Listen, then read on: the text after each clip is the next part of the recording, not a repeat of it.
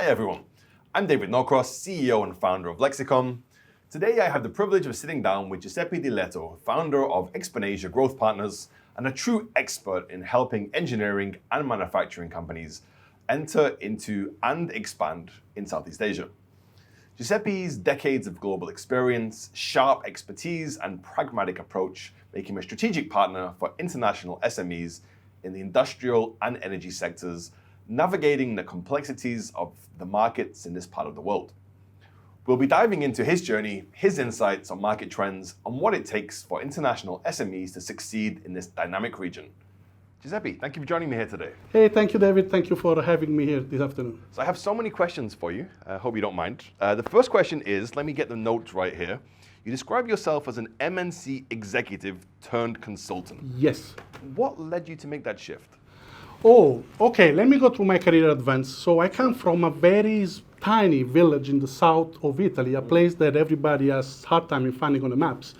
Then after an engineering degree, I started working for an Italian subsidiary of American MNCs, active in the equipment plant business, right? Then I started my international career that brought me over 15 years to the US. Then I went to Malaysia, then back to US, then to China, then to Singapore. And for about 15 years, I was a corporate soldier, so it means that, I was taking the roles that I was asked to and moving in the location I was asked to.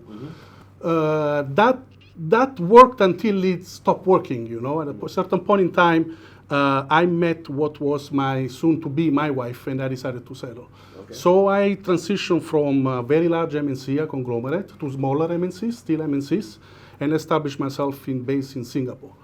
And then over the next 10 years, what I would do is to manage regional operation of other MNCs, whether American or European, smaller setup, larger job is smaller setup, and that's where I gain my experience if you want to develop certain expertise in dealing with Southeast Asia, with Asia country, and dealing in SME environments, small and medium enterprises. After 10 years, and this was only a few months ago, I decided, having turned 50s, then I decided, what I'm going to do next, because a little the excitement of working in large environment had faded. So what I decided to do is, look, I'm ready for something more entrepreneurial, and I decided to start my own venture. And why I decided to get into the specific business of business consulting, internationalization business consulting, just because that's what I was already doing. That's where my expertise resides. And in my experience in being part of the SME community and operating into the SME ecosystem, is that there is a lot of support and assistance and help that those kind of setup they need. So fundamentally, that I become a solopreneur, or I become a business consultant because I wanted to do something more entrepreneurial. And I went into the space, the segment where my expertise are, and where, I have fun, I love this industry. I love what I do, I love what I've done, and I'm happy to put my expertise and experience at disposal of other people who would like to ask. Awesome. Yeah, I also was with KPMG for a few years prior to doing all this.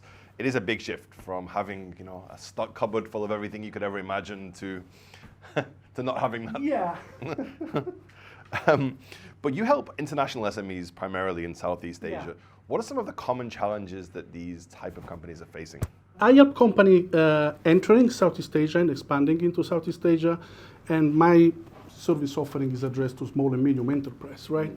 Now, few common challenges that this category of company have limited resources, whether it's funding or whether it's human resources, expertise, in-house expertise, and in-house capacity, bandwidth.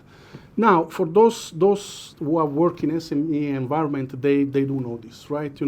All the group and the resources and the teams, they are very much focused on day-by-day operation. There's very little spare capacity available, right? So first is the bandwidth. They're small. You don't have much fun. You have to focus your resources when running your day-by-day business.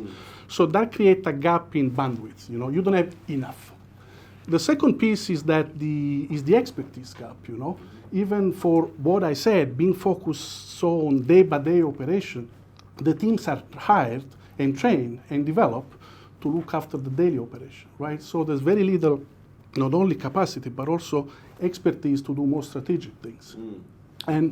And that can become a factor, because when you mix that you don't have enough of the right resources, many things that are on the map of the managers, of the owners, of the executive of the SME company, initiative that they want to do and they should be done to take the business to the next level, just that there is not enough, there are other priorities. So that's why I decided to become a business consultant to work as a, plug-in capacity and plug-in expertise to help those companies which have the ambition, have the vision, but don't have the resources to get on going, to get on the path and to thrive.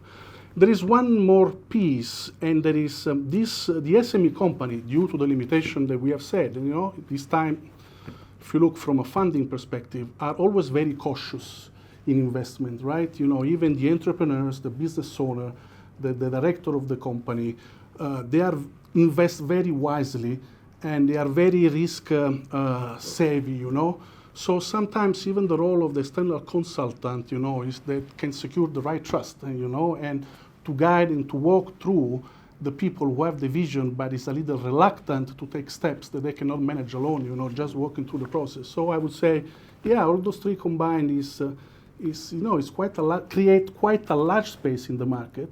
And the follow-up question would be, but isn't there enough already, right? Is there enough consultant in the industry? The answer is maybe yes, but in the end, no. Because all the consulting offering that is available in the marketplace is not really suited for MNCs, for SMEs, right? Because there is really broad offer for MNCs, right? For strategy consulting to even more tactical, but still working on large, super complex projects. SMEs don't need that kind of expertise, They work on much more practical, smaller, focus initiative. They just need, day by day, that be walked through their project, as opposed to have large team of super bright and experienced consultant to get into it. So in the end, and experienced this firsthand. When I was running regional operation, and I needed to say, man, I really would like to do that, but I don't have the expertise. Who I'm gonna call? And the answer is there's no many people you can call. So not having experienced that availability of the offering in the marketplace, I decided I cannot be alone. They find myself alone, need help, and I cannot find help. So I decided to become that resource that you can plug in, and help you on project basis. You don't need a full-time executive. For many of these projects, you just need 3 months, 6 months, very focused, plug in, then get things done, move out. So I've heard it said, so obviously a lot of the SME companies in the region, they're owner, founder-led. I've heard it said that a company is kind of blessed and cursed by their founder. So if the founder is very creative, then they're probably going to have good marketing, good branding, they're going to look good, but probably not going to have good processes, and vice versa. If the founder is a kind of accountant type, very good processes, but very bad marketing. So you as a consultant, which of those kind of companies would be ideal for you to come and plug into? Well, look, there is a saying in the corporate world, it's a leadership saying, they say, what got you here won't get you there. That exemplifies the things that, what take you to start up a company and take it to a certain scale is, it's fantastic undertaking. It takes certain unique skills. But then to take it to the next level, maybe, not necessarily is, but it may be just, it's a different ballgame, right? So, and that's what I've experienced. I have observed that transition is hard to make. And because, many entrepreneurs, the first generation entrepreneurs who found the business, capture the opportunity into the market, they become, by how life goes, right? You become even passionate or expert in your own domain, and you're a little reluctant to step outside that domain. So and I've written this also in op-eds and articles they are published, I said this, look, injecting new generation of professional managers, if you like, is one of the essential steps the SMEs have to take to get to the next level, again. And because, again, the expertise and the orientation and the value that, entrepreneurs bring to take it to a certain level may not be enough to take it to the next level.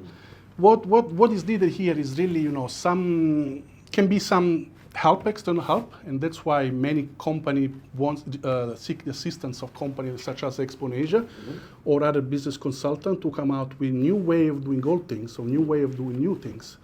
The other things that I see, especially here in Southeast Asia, which is a growing market under many sectors, is that we really need a new generation of professional trained managers out of schools, out of business schools, out of MNC's experience, people that can get injected into the SME and bring that international DNA, that drive, to take the company to the next level, to break the barrier that have made entrepreneurs successful.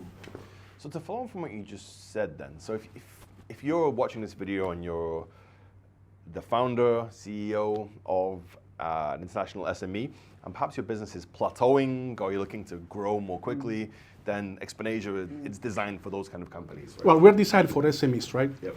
And why SMEs? Because MNCs, they have plenty of very talented resources in-house. So, I mean, to be honest, yes, we can, there are things that I could do, that my company could do, but they are already sufficiently resources, in terms of capacity, in terms of expertise, to develop and implement internationalization project. Where it falls is really the SMEs, more on the M side, because if you are very small, you still have to capture all the market here, right? Sure. What you don't think about internationalization. You have big runway, your own town, your own country, Absolutely. Just focus on that. Is when you hit that level, and you start thinking, but perhaps we could do more, we should do more, and sometimes we must do more, otherwise we will get extinguished, in a generation or so. That's where They call you. they call company like me. There is, there are other, there are few, they don't call me, but they call people that does what I do. I've heard you say elsewhere that impatience is one of the biggest problems for SMEs. Could you tell me more about that? Yeah, look, I used to say, when I say that, I used to say, I've said many times to many people that the number one reason why company SMEs that want to enter Southeast Asia fail, the first reason why they fail is impatience, right? If people tell me it's a joke, you say, you're a funny guy, that's a joke. You say, no, it's not a joke. It's the hard truth, coated with humor, because impatience is really the number one reason. And what I mean by that, I specifically speak about my segment, right? Equipment and machinery addressed to the industrial and energy sector. Industrial stuff. I mean, Southeast Asia is a mature and crowded market. Many people, especially coming from the West, they think that Southeast Asia is behind, right? While it's not behind. I mean, Japanese are supplying these markets in the 60s, and then they came the Korean, the Taiwanese, and the Chinese of the last 20 years. This market, if you operate into the industrial sectors, if you sell equipment, machinery, parts, and tools, is crowded and very competitive. So you have to find your space, and that finding your space is a journey. And it's not a journey that is going to be quick. It's not a sprint. It's a marathon. So for those who come and say, well, I come to Southeast Asia, I start up something, whether going indirect to the market or whether I establish a company, I put a person, and in 1 year I'm going to start making millions. It ain't going to happen. So that's the truth. That's what I say. It ain't going to happen. So that means you need to have, the first thing is the mindset. Of course, you need to have the financial ability, to put yourself on a pace of 3, 4, 5, 6 years. But coming here is a journey, and no matter how good is your planning, the reality is going to be different. So when you come here, you establish yourself, you start doing your round, you start hitting the ground and talking to customer partners and suppliers and so on and so forth, you will find your way by making mistakes and by learning by your mistakes. For those who think there is a shortcut, I come here, in 2 years, I'm gonna get profitable and I'm gonna launch a new market. I say, look, you're not really on the right track, even this industry. So if you don't have the patience to come, establish yourself, and take the time that it takes, in 2 years you're gonna pack it up. Maybe one of the shortcuts is to meet you, though. You can help speed things up. Because I think one of the things that you were alluding to there is that obviously you need to find your market fit in your sector. You need to understand the whole landscape. But certainly in Southeast Asia, a lot of things are about connections. So if you're new in the market, it's going to take a while for you to actually know Yeah. Key players there. Now you need to understand this, and it's not unique to Southeast. If you come to my village, it is exactly like here. Okay. So when people say, yeah, Asia is very hard, that is incomprehensible. To me, it's comprehensible if you're willing to comprehend, because in many parts of the world, I mentioned my village, but I'm sure there is like this. Here, transactions, business is based on trust. Yes. And trust is based on consistent long-term relationship. So you have to secure that trust, you need to start by having consistent relationship. So that's the key where you're going to focus on in the first place. And how do you secure that relationship? The first thing is you need to come here to stay. And you need to show to the market that you came here to stay. What that then means, establish local presence, hire local people, speak the language that your customers do, establish support service here, because you will not build relationship if a customer that you sell something and is not working, they have to make an overseas call at 8 to 9 hour time zone and pick up somebody who speaks English with an European accent, and they speak a local accent, and you cannot communicate, and after 30 minutes everybody gets frustrated. So the first building block is you have to show to the market you have come here to stay. You not come here 1 year, 2 years, but you establish you are growing and you want to stay here. And then you will start getting a little at the time opportunities. But even when you get the first opportunity, you are not there yet, because you have to consistently work that relationship up. And that requires time and requires attitude. Because if you don't have the right attitude, if you come here and arrogant or, all many things that wrong people, always do, you will just be given face. I've been in meetings in which you could sense totally no interest, but still with a smile on their face, right? We are shooting in Thailand today, and everybody's nice. Yes. So you go to meeting and they come and pick you up at the airport. It's a nice meeting where, you don't get a question, you don't get any challenge. They take you to lunch, then they take you to a limo and they take you back to the airport. And you think you had a good meeting and, you didn't get anything done. They just move on, So what I advise to people talking to me, that they say, when you do a readiness assessment, right? You talk to a customer and say, you want to move here, right? But let's start from the basic, what's your plan? The first thing is, look, you have to come here to stay. Otherwise, if you think you give yourself your year, don't even come at all. And the second piece is, you have to show sincerity. If you want customer, you have to show that you are here now, we're here to stay for the 10 years to come. And that means establish yourself, growing your organization, then hit the ground, you will find your path. Is a path that is not necessarily what you had planned, but if you have that agility and persistence to keep trying, you will find your place, because the market is huge. Okay, so patience is absolutely the virtue here. But aside from impatience, what are some of the other major red flags or mistakes that SMEs make when entering the region? No, I mean, the top three is what I mentioned, is just don't give yourself enough time. Not be authentic in wanting to establish yourself, just coming, with opportunistic, that doesn't work. Build relationship and trust. I mean, understand. One of the things that I found dramatically different from when I used to work in the West, whether it was Europe, United States, I was surprised by this.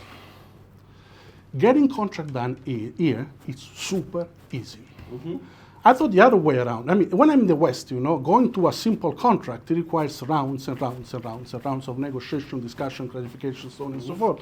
You come here, hey, my distributor, this is a distributor agreement, sign back. Say, wow, these people, cool. They're not cool. It's just that they think that the word on the paper is just a starting point. They manage all the inevitable things through relationship, right? Yes. So somebody you trust, you sign the paperwork because compliance, because administration, because it has to be done, but then you deal things face to face, right?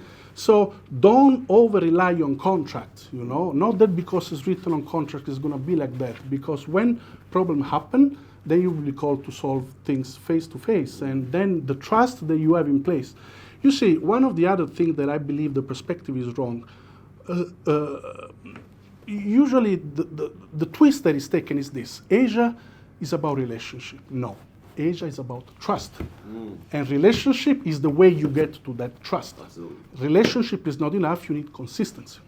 And then you need time. When you combine the all three, then you can get to the level of trust that you get business. Don't over-rely on contract. You know, here in the SME world, of course, in the large corporation, everything is based on contract. But when you talk to entrepreneur, businessmen, company that are still that stage of level, you know, they do business because they trust you, not because you have a better contract for. Absolutely. And I can mention another thing to complete on the answer. What I've seen the most successful company do, still in my space, is the adapting their product offering to the market. Because that's another mistake that company do, that what works in other geographies, they have completely different characteristics, market with different characteristics, we will work here. It is not like that. You see, at least in industrial sector, is here the span is very large.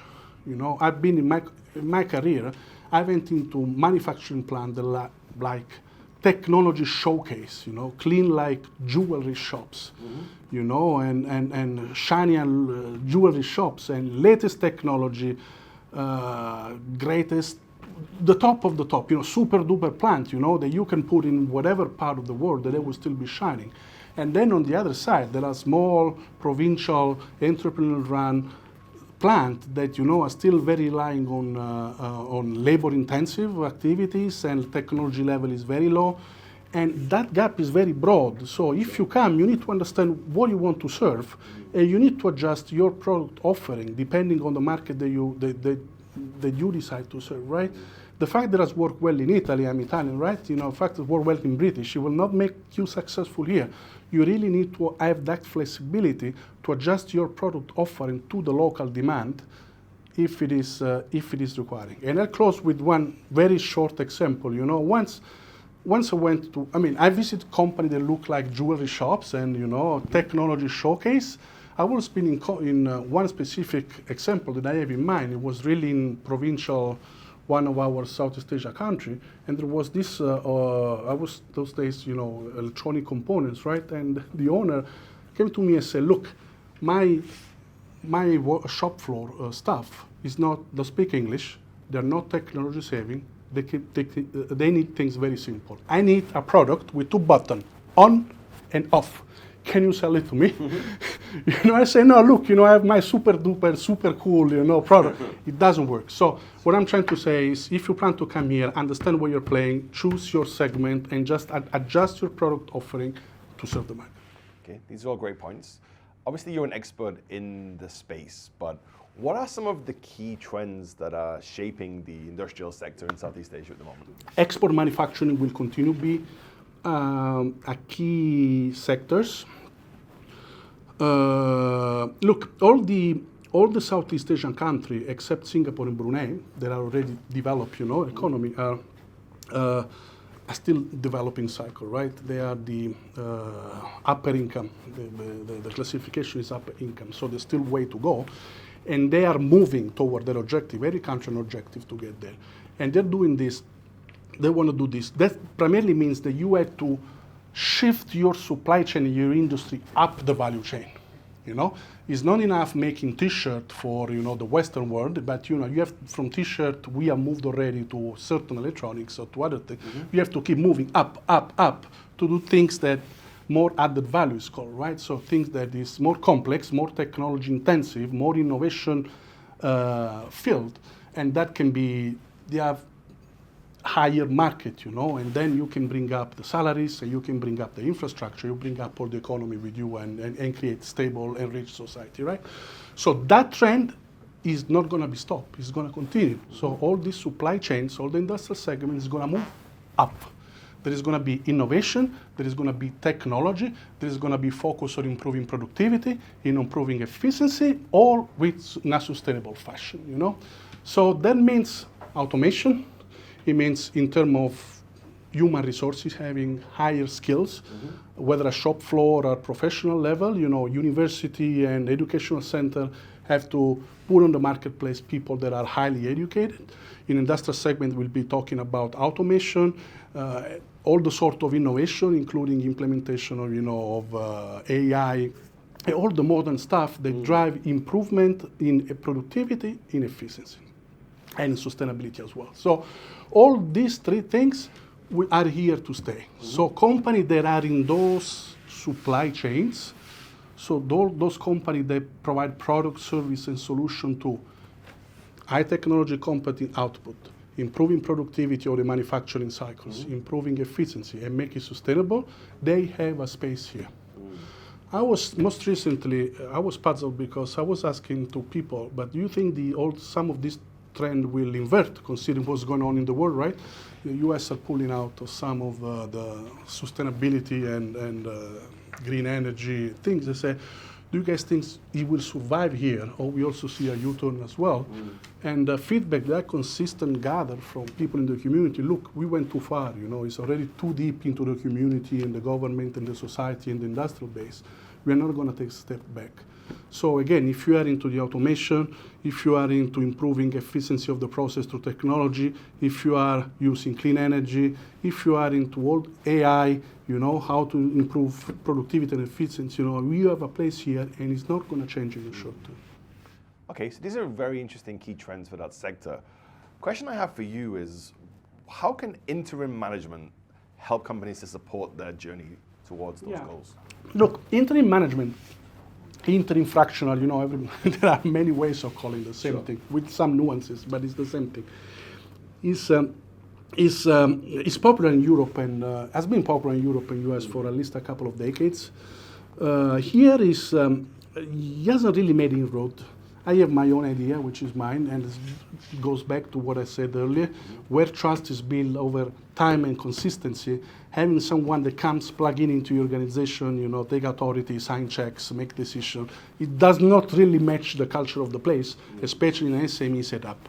But there is some acceleration in that direction as well.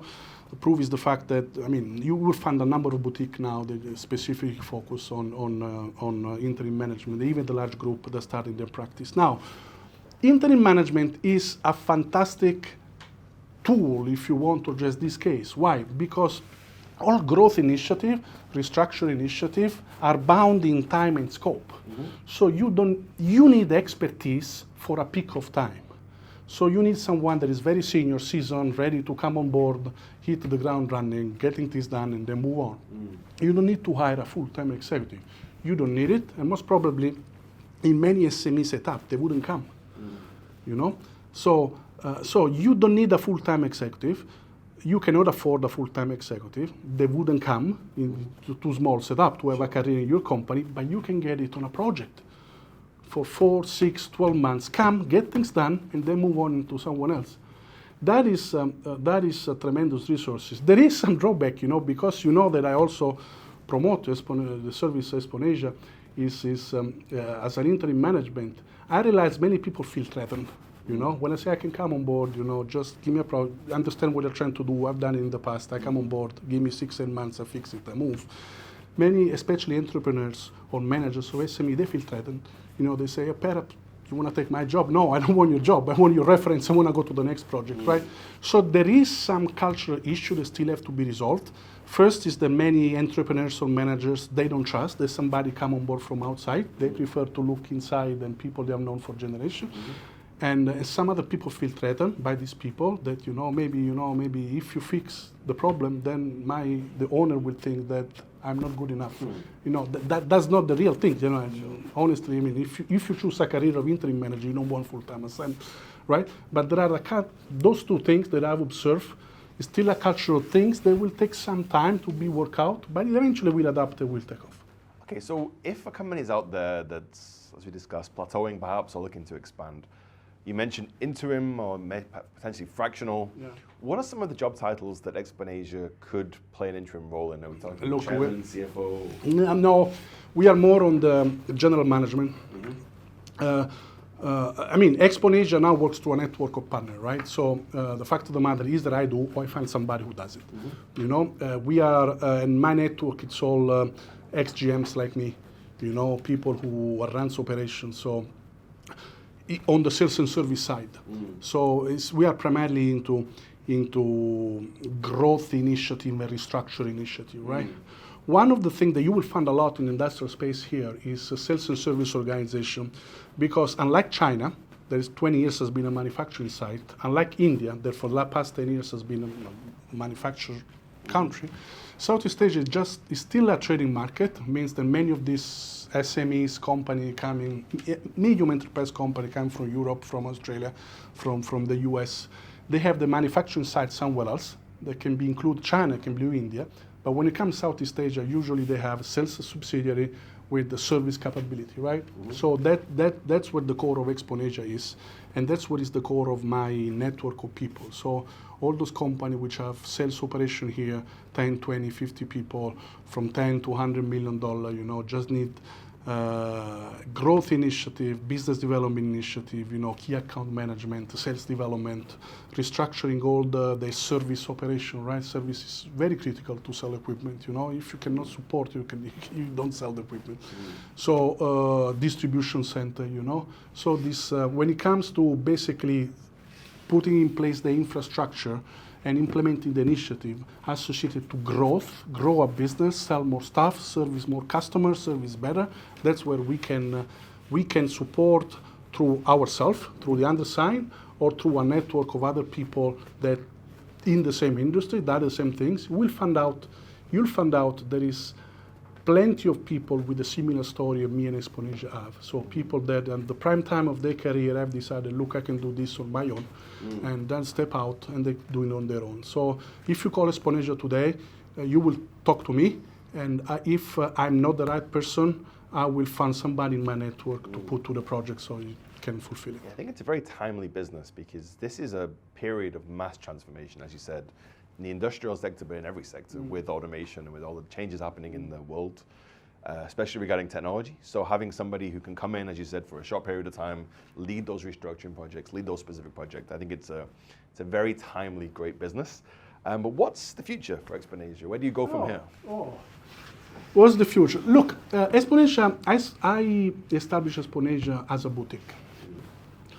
And I think the DNA of Exponasia will remain a boutique, so we will play in our niche, we will expand expertise, but we'll still be a niche. These days it's all about scale up, and even many service companies, they are transition to a product company because you can scale up a product company, you cannot scale up a service company, I am very proud of, because I'm passionate of what I do, right? I mean, really not passionate of going and do things that I don't enjoy doing. I'm passionate of this. So I want to maintain Exponasia a boutique. We will grow because the market is huge.